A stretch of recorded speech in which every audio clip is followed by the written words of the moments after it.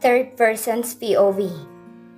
Pagkalabas ni Adrian ng office ay agad na kinausap ni Mrs. Rivera ang asawa niya. Han, ano nang gagawin natin? Kaya kong mawala ang lahat sa akin pero wag lang ang nag-iisang anak natin. Tumayo si Mr. Rivera at umupo sa paborito niyang upuan. They are both stubborn. Saad niya at ngumiti. What do you mean? Makikinig ka na ba sa anak natin? Natatandaan mo pa ba noon? Pinagagalitan ka rin ng daddy mo kapag nakikipagkita ka sa akin. Pero pinaglaban kita at wala na silang magawa kundi ipakasal tayong dalawa. Biglang nahiya si Mr. Rivera sa sinabi ng asawa. Kahit papano nauunawaan din nila ang anak nila kasi napagdaanan na rin nila yon. Glyza's POV. Pabalik-balik ako sa office ni Adrian para i-check kung nakabalik na siya. Kanina kasi pagpunta ko ay wala siya sa office niya at may nakapagsabi sa akin na nakita nila si Adrian na lumabas ng company at nakakapag-alala lang kasi hindi niya sinama si Mr. Valdez. Baka kasi may gawin sa kanyang mga Suarez. May ipapacheck sana ako sa kanya para bukas. Nagstay na lang muna ako sa office niya at hinintay siyang bumalik. Sinasabi sa akin ni Mr. Valdez na iwan ko na lang sa table kasi titingnan din naman ni Adrian yun pagbalik niya. Pero kailangan din naman kasi na ako mismong makarinig ng mga komento niya para mas mapabilis ang lahat. Upang hindi mainip ay nagbasa muna ako ng mga libro sa mini library niya. Ilang minuto pa ay bumukas ang pinto. Akala ko si Mr. Valdez na napilitan na naman ulit akong iwan na lang at bumalik na sa conference room.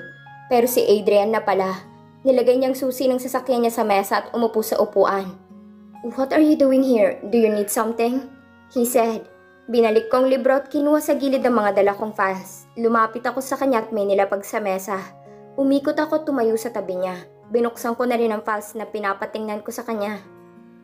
This is the contents of our presentation para bukas. May dinagdag kami at may ibinawas. Ipinapatanong ni Miss Castro kung okay na daw ba to o may gusto kang idagdag o ibawas. Napatingin ako sa kanya kasi napansin ko na nakatingin lang siya sa akin. Sa halip na sa files sa mesa niya. Sorry, can you repeat what you're saying earlier? Tumingin siya sa mesa niya ulit. Napangiti ako sa ginawa niya. Yumuko ako ng kaunti at mas lumapit pa sa binata.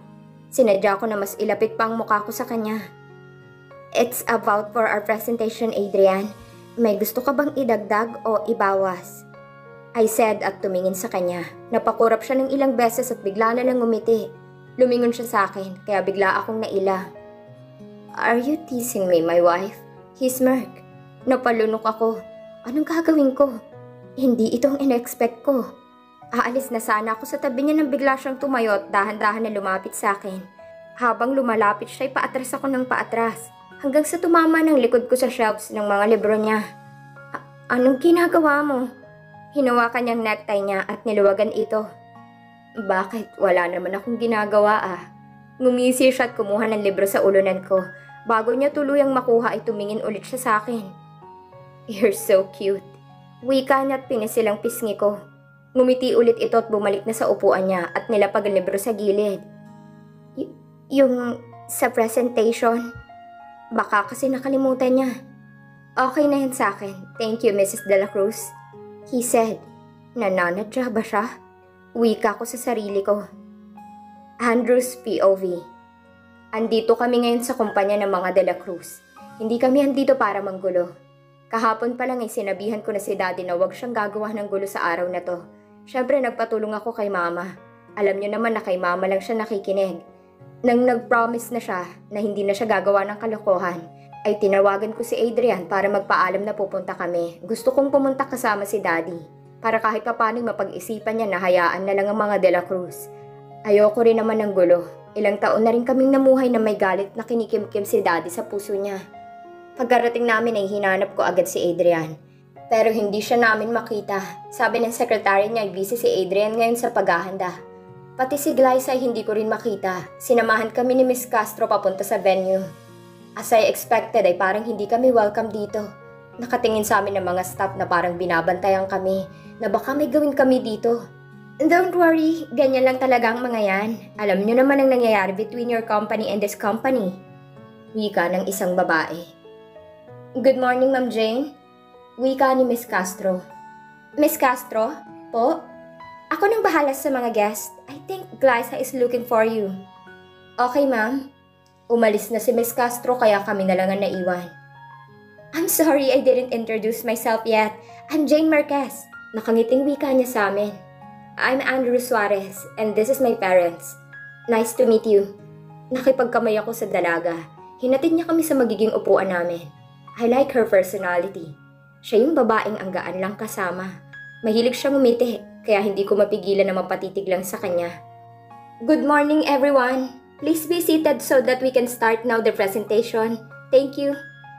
Lahat ay nagsiayos at nagsiupo na. Hindi naman madaming mga tao sa paligid. Piling mga tao lang naman ang pinayagan na pumasok dito. Lahat ay napatingin at lumabas ng presentation sa projector. Pumagitna si Miss Castro at nagsimula na para sa introduction nila. Napatingin naman ako kay Glyza na busy sa pagtingin sa laptop niya. Do you still like her, anak? Bulong ng aking ina. Mama naman eh. Why? I'm just asking. Hindi masamang magkagusto pero dapat alam mong limitasyon mo. Lalo na't may asawa na siya. Anak. Si mama naman. Dito pa ako pinagsasabihan. Alam ko naman po. Siya na rin mismo nagsabi sa akin na kaibigan lang ang turing niya sa akin. At okay na yun sa akin. Ngumiti si mama at umakap sa braso ko. Bagay kaya kayo ni Jane. What do you think, anak?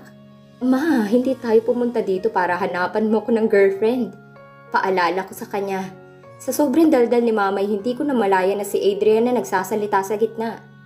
Our product is not only famous here in our country. It is also famous in Canada, Singapore, Europe, London, and more country in the world. Because of its good quality and effectiveness, ay binabalik-balikan talaga ng mga customers. Alam naman ng lahat kung gaano kaganda ang mga products nyo, pero ang concern lang namin ay yung issue ngayon sa company nyo. May ginagawa na ba kayo tungkol doon? Sir, can we just focus to our presentation? We are just protecting the image of our company once maging partners na tayo. Nagsibulungan ng mga tao kaya parang kinabahan si Adrian sa gitna. Excuse me. Lahat ay napatingin sa gawin ng mag-asawang Rivera. Tumayo si Mr. Rivera at sinamahan si Adrian sa gitna ng stage. Ilang taon na din naging parte ng De La Cruz Company ang kumpanya ko. Yes, there are more rumors issue na kumakalat ngayon sa kumpanya nila. But I can assure you na hindi kayo magsisisi sa deal na to. Tumahimik ang paligid kaya mas naging intense ang atmosphere. Lumingon ako kay Daddy at seryoso siyang nakatingin ngayon kay Mr. Rivera. I'm aware na nagkaroon ng deal sina Daddy at Mr. Rivera. Bumalik si Mr. Rivera sa upuan niya at ipinagpatuloy ulit ni Adrian ang presentation niya. Glyza's POV. Pagkatapos ng presentation kanina ay pinatawag ako ni Daddy para kausapin. Pumunta kami sa office ni Adrian kasi wala namang tao doon. Busy pa kasi siya sa pakikipag-usap sa mga taga-legends. Umupo si Daddy sa paboritong upuan ni Adrian. Umupo na rin kami ni Mommy. Kumusta ka na, anak? Masyado ka bang nahirapan? Wika ni Mommy. Medyo po, namimiss ko rin minsan ng trabaho ko sa hospital. Pero masaya naman ako na nakakatulong ako kina Adrian. Hindi ka ba nagsisisi sa desisyon mo? Tanong ni Daddy. Minsan hindi po ako nagsisi sa desisyon ko, Dad. Sa mga nangyari, napatunayan ko na kaya ko rin magdesisyon ng tama para sa sarili ko. Sa totoo lang, kinakabahan ako ngayon. Hindi ko alam kung galit pa rin ba sa akin si Daddy. Ngayon lang kasi nangyari sa amin ito na matagal kaming nagkatampuhan. I'm sorry, anak. Nagulat ako sa sinabi niya, pati si Mommy ay biglang napatingin sa akin naman. Never ko pa kasing narinig si Daddy na nag-apologize sa akin. Po? Nakikinig din naman sana ako sa'yo. Hindi ka isinilang ng Mommy mo sa mundong to para lang sumunod sa lahat ng gusto ko. Akala ko lang talaga ito ang paraan para maprotektahan ko kayo ng Mommy mo. Kahit nagtatampo ako kay Daddy minsan kasi palagi siyang istrikto sa akin, ay mahal na mahal ko pa rin siya at sobrang mahalaga sila ni Mommy sa akin. Maswerte nga ako eh. Maraming taong may gusto sa kalagayan ko ngayon. Maraming naghihirap para lang umahon sa kahirapan at maabot ang mga pangarap nila. Sorry din po, Daddy. May mali din po sa ginawa ko. Pero salamat pa rin po kasi tinulungan mo sila Adrian kanina. Malaking bagay din po sa kanila yon. Sorry rin po sa'yo, Mommy, dahil pinag-alala kita. Hinawakan ni Mommy ang kamay ko at ngumiti. I guess my Glyza is not a kid anymore. I'm proud of you, anak. Ang sarap lang sa pakiramdam ang mga nangyayari ngayon. Parang nabunutan ng malaking tinik ang puso ko. Adrian's POV. 2 araw na mula nang matagumpay naming nakuhang suporta ng mga The Legends. Dahil na rin dito, ay unti-unti ding tumaas ulit ang sales ng mga products namin. Bumalik din pala sa amin si Mr. Rivera. Pagkatapos ng presentation, ay nag-usap sina Daddy at si Mr. Rivera. Sila lang dalawa yung nasa office, kaya hindi namin alam kung ano ang pinag-usapan nila. Kanina lang sinabi ni Daddy na bumalik na ang partnership nila. Of course, hindi pa dito natatapos ang lahat. Hindi pa rin natatapos ang issue at kumakalat pa rin ito. Marami pa din mga reporters ang nag-i-email kay Daddy para sa official statement niya about sa issue. Ngayon na unti-unti nang bumubuti ang lahat ay siguro panahon na para magbigay tayo ng official statement natin. Wika ni Mr. De La Cruz. Andito ako ngayon sa office ni Dad. Anong pinaplano mo, Dad? Ipatawag mo lahat ng mga media na nag-i-email sa akin, pati ang mga radio reporters. Tinext ko si Ms. Castro para siya nang tumawag sa mga reporters. Glyza's POV. Mag-isa ko ngayon na tumatambay sa cafe na palagi namin pinupuntahan. Matagal din ata akong hindi natambay dito. Hindi pa rin ako makapaniwala sa mga nangyari nitong mga nagdaang araw. Ngayon nga ay kalat na sa lahat ng social media platforms ang interview ng Daddy ni Adrian. Sinabi niyan lahat sa media pati ang tungkol sa ugnayan nila sa mga Suarez. Hindi ninakaw ng mga De La Cruz ang kumpanya ng mga Suarez. Ito'y kusang binigay ng dating tagapamahala nito. Totoo na dahil din sa tulong ng mga Suarez ay naging matagumpay ang mga De La Cruz. Gumawa ng sariling kumpanya ang mga De La Cruz at mas lumaki pa ito. Dahil na rin sa galing ng mga De La Cruz magpatakbo ng kanilang kumpanya. Lahat ay ipinaliwanag ng Daddy ni Adrian. Sa mga oras na yun ay sobra namangha ako sa tapang niya. You're here. Napatingin ako sa lalaking bigla na lang umupo sa harapan ko. May hawak siyang kape at nilapag ito sa mesa. Bakit ka andito? Saad ko. Hindi naman gaano kalayo ang kumpanya niya dito. Pero hindi naman siya palagi nagpupunta dito. Well, bumili lang ako ng kape at nakita kita dito na nakatulala habang nakatingin sa labas. Biglang naalala ko tuloy ang huling tampuhan namin. Ito bang paraan niya na magkaayos kami? O ginagawa niya lang to sakaling maghiwalay na kami? Ano nang gagawin natin ngayon? Tapos na ang lahat ng mga kaguluhan na nangyari. Magsisimula na ba akong mag-impake sa bahay? Saad ko. Sumandal si Adrian sa upuan at tumingin sa akin. I'm sorry, alam ko na nasaktan ka sa ginawa ko. Pero ginawa ko lang talaga yon para rin naman sa'yo, Glyza. Ayoko lang naman na madamay ka pa at bago niya pa matapos ang sinasabi niya, ay nagsalita na ako. Adrian, please don't leave me, Glyza. Yun lang naman ang gusto kong marinig sa kanya. Sigurado ka na ba dyan? I love you. Tapos na. Bala ko pa sanang magmatigas pa pero sa sinabi ng asawa ko ay napangiti ako. Hindi ko mapaliwanag yung kilig na nararamdaman ko. Ang lalaking minahal ko ng sobra ay ganun din ang nararamdaman niya sa akin. Hindi itong unang pagkakataon na sinabi niya sa akin yon. Hindi ko mapigilan ng mapangiti kaya napatakip ako sa mukha ko. Sa tingin ko tuloy namumula na ang pisngi ko. Napalingon ako nang bumukas ang pinto at may narinig ako na pamilyar na mga tinig. Hey, Jane! Wika ni Adrian at tinaas ang kamay. Napatingin sila sa amin at kasabay nun ang pagngiti ni Jane. Hinila niya ang kamay ni Andrew papunta sa amin. Para sa 4 na taong upuan namin kaya kasyang-kasya kami. Umupo sa tabi ko si Andrew at sa tabi naman ni Adrian si Jane. Nagde-date pala kayong mag-asawa? Baka nakakaistorbo kami ha? Wika niya. She is so energetic. Sa tingin ko hindi ko mapapantayan ng ganyang energy. Sumbong kita sa parents mo ha. May pa-date-date ka na pala ngayon. Wika naman ni Adrian sa kaibigan. Siyempre, hindi lang dapat ikaw yung may love life. Ayokong tumanda mag-isa no? Napangiti naman kami ni Andrew sa kanilang dalawa. They are so comfortable to each other. Hey, how are you? Saad ni Andrew sa akin. Hindi naman kami naririnig ng dalawa kasi busy pa sila sa bangayan. I'm fine. How about you? Hindi ba busy sa inyo ngayon? Inaayos ngayon ni Daddy ang kumpanya. Nag-uusap din sila ni Mama kaya umalis na lang muna ako. Sana maging okay na kayo. Maiintindihan ka din ng Daddy mo. Yeah, I hope so. How about you? Sabi nila nakabalik ka na sa trabaho mo. Oo, masaya ako kasi makakabalik na ako sa trabaho ko. Unti-unti na nagiging payapa ang lahat. He smiled at me kaya ngumiti rin ako. Mukhang close kayong dalawa ah. Wika ni Jane sa amin ni Andrew. It's a long story, Jane. Saad ko naman. Mahaba na palang pinagsamahan nyo. Wika niya at parang pinariringgan si Adrian. Kumunot naman ang noo ni Adrian. Napatingin siya sa relo niya at bigla na lang tumayo. Hinawakan niya ang kamay ko at pinatayo ako. We need to go, guys. Enjoy your date. Saad niya sa dalawa at hinila na ako palabas. Pinapasok niya ako sa sasakyan niya. Where are we going?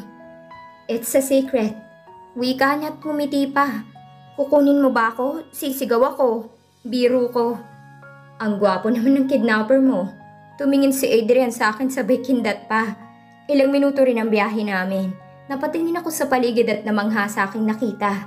Nasa gilid na kami ng dagat. Nagiging orange na rin ang langit kasi nagsisimula ng lumubog ang araw. Hininto ni Adrian ang sasakyan at nauna siyang lumabas. Binuksan niya ang pinto para makalabas ako. Napawaw talaga ako sa paligid. Hinawakan niya ulit ang kamay ko at naglakad-lakad kami sa gilid ng dagat. Ang ganda ng reflection ng sunset sa dagat. Hindi ko mapigilan na mapangiti. Huminto si Adrian sa paglalakad at tumingin lang sa akin. Bakit? Saad ko. Hindi lang ako makapaniwala na magkasama tayo ngayon, Glyza. Akala ko talaga'y mawawala na sa amin ang kumpanya at mawawala ka rin sa akin. Bumitaw ako sa pagkakahawak niya at niyakap siya. I'm so proud of you, Adrian. Salamat kasi hindi ka bumitaw. Ang kumpanya, ang family ko, at ikaw na asawa ko ang sobrang mahalaga sa akin. Gagawin ko ang lahat para hindi kayo mawala sa akin. Seryoso pa na saad ni Adrian. Nasa tamang tao na ako. Aaminin ko na ibang-ibang ideal man ko noon. Ayoko nga na maging asawang mga nasa higher position. Pero andito ako ngayon, kasama ang taong pinakamamahal ko. At hindi ko hahayaan na magkahiwalay kami. I love you, Adrian. Bulong ko sa kanya. Kumalas si Adrian sa pagkakayakap sa akin at hinawakan ng pisngi ko. I love you so much, Glyza. Alam ko na hindi ako perpektong asawa. Pero pangako gagawin kong lahat para magkaroon tayo ng masaya at buong pamilya. Dahan-dahan niyang inilapit ang kanyang mukha sa akin at ginawaran ako ng isang halik na agad ko namang tinugon. Alam ko na madami pang pagsubok ang pagdaraanan namin ni Adrian. Pero hanggat may tiwala at pagmamahal kami sa isa't isa, ay sigurado ako na malalagpasan namin yon. Makalipas pa ang ilang taon ay nagsilang ng napaka-cute na anak na lalaki si Glyza at pinangalanan nila itong Gabriel Rivera de la Cruz. Nakabalik na sa maayos ang De La Cruz Company at mas nakilala ito hindi lang sa bansa, kundi sa labas man ng bansa. Wala nang mahihiling pa si Glyza dahil masaya at buo ang kanyang pamilya. Magkasundo na rin ang daddy niya at pamilya ni na Adrian. Napakaswerte niya dahil kahit busy ang kanyang asawa, ay naglalaan ito ng oras para sa kanila ng anak nilang si Gabriel. At dito na po nagtatapos ang kabanata ng ating kwento. Sana po ay muli niyo akong samahan sa mga series story na nais kong ibahagi pa sa inyo. Maraming salamat po.